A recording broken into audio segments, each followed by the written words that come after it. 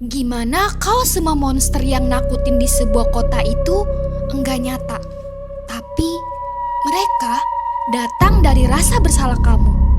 Dan lebih parahnya lagi, ternyata kamu adalah penyebab semuanya terjadi.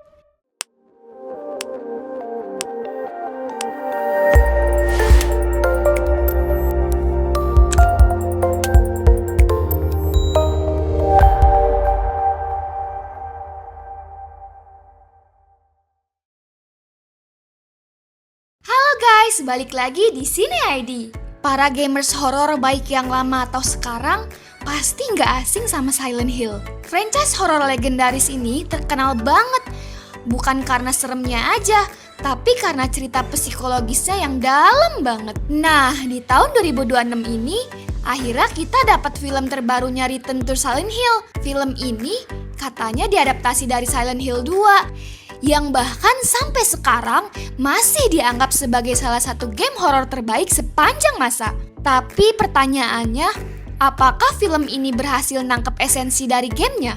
Atau justru malah jadi adaptasi yang gagal? Seperti biasa, kita langsung masuk ke pembahasannya.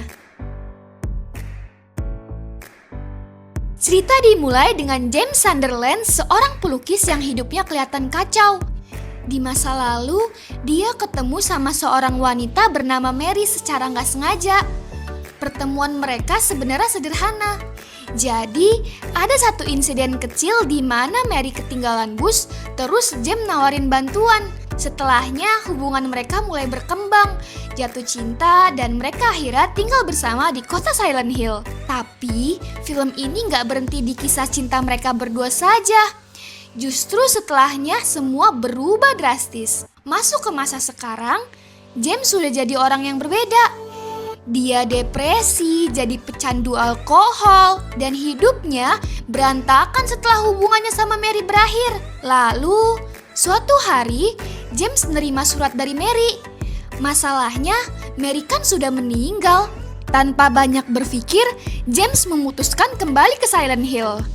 Sayangnya, sekembalinya James ke sana, kota yang dulu penuh kenangan itu sekarang berubah total. Kabut tebal nutupin seluruh kota, hujan abu turun terus-menerus, jalanan kosong, bangunan-bangunannya pada rusak, dan suasananya terasa kayak dunia yang udah ditinggalin. Rasanya kayak kota itu sendiri udah mati. Dan di sana, James mulai ketemu dengan beberapa karakter. Ada Angela yang misterius, Eddie yang mentalnya nggak stabil, dan Laura seorang gadis kecil yang seolah tahu sesuatu soal Mary. Lalu muncul Maria, wanita yang wajah dan sikapnya hampir identik dengan Mary, tapi dengan kepribadian yang beda banget. Semakin dalam James masuk ke Silent Hill, makin aneh kejadian yang dia alami. Monster mulai bermunculan, makhluk-makhluk aneh nyerang tanpa alasan yang jelas, dan yang paling ikonik yaitu Pyramid Head muncul sebagai sosok yang terus menghantuinya. Tapi disinilah film mulai bermain dengan psikologi, karena pelan-pelan kamu sadar ini bukan sekedar kota berhantu. Semua monster yang muncul enggak random, dan semua kejadian yang dialami James bukan kebetulan. Semuanya adalah manifestasi dari pikirannya sendiri.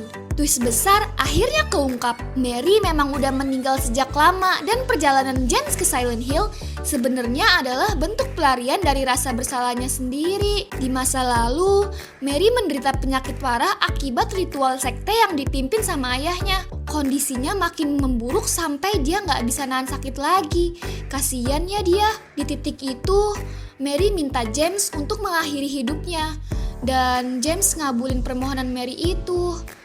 Sejak saat itu, James hidup dengan rasa bersalah yang ngancurin mentalnya. Itulah kenapa Silent Hill berubah jadi mimpi buruk. Itu juga menjadi alasan kenapa monster muncul dan James merasa terus dihukum. Pyramid Head itu adalah simbol hukuman buat James sendiri. Sementara Angela, Laura, dan Maria bukanlah orang yang nyata, melainkan bagian dari kepribadian Mary yang terpecah dalam pikiran James. Semuanya ternyata adalah representasi dari kenangan, rasa bersalah, dan keinginan yang belum selesai. Di bagian akhir, James akhirnya menghadapi kenyataan. Dia ingat semuanya yang sebenarnya terjadi dan apa yang sudah dia lakuin. Dalam satu interpretasi, dia memilih buat bunuh diri sebagai bentuk penebusan. Tapi di versi lain yang lebih damai, dia kembali ke momen pertama ketemu Mary dan kali ini dia memilih untuk gak ngebawa Mary ke Silent Hill. Seolah-olah dia mencoba buat memperbaiki masa lalu atau setidaknya berdamai dengan dirinya sendiri. Endingnya sengaja dibuat ambigu gitu. Apakah ini kenyataan atau cuma delusi terakhir sebelum semuanya berakhir? Film ini nggak benar-benar memberikan jawaban pasti, guys. Sekarang kita masuk ke bagian review. Secara konsep, film ini sebenarnya punya potensi besar. Tema dengan rasa bersalah, trauma, dan hukuman diri itu kuat banget. Ini adalah inti dari Silent Hill 2 yang sebenarnya. Tapi masalahnya ada di eksekusi. Alur ceritanya terasa berantakan. Editingnya sering loncat-loncat tanpa transisi yang jelas. Dan ini bikin penonton sering ngerasa bingung apakah ini flashback, halusinasi, atau kejadian yang nyata. Alih-alih bikin misteri yang menarik, filmnya justru bikin frustasi. Secara visual, CGI-nya juga kurang maksimal. Banyak scene yang kelihatan banget pakai green screen, jadi malah ngurangin atmosfer horornya. Yang ironis, film Silent Hill pertama yang rilis 20 tahun yang lalu justru terasa lebih niat secara visual. Monster kayak Pyramid Head memang muncul, tapi terasa kurang punya makna kuat di film ini. Padahal kan di game setiap monster punya simbolisme yang dalam ya. Di sini rasanya cuma jadi fan service. Dan yang paling disayangkan, kedalaman cerita dari Silent Hill 2 nggak bener-bener tersampaikan dengan baik. Rating dari Cine ID untuk film ini adalah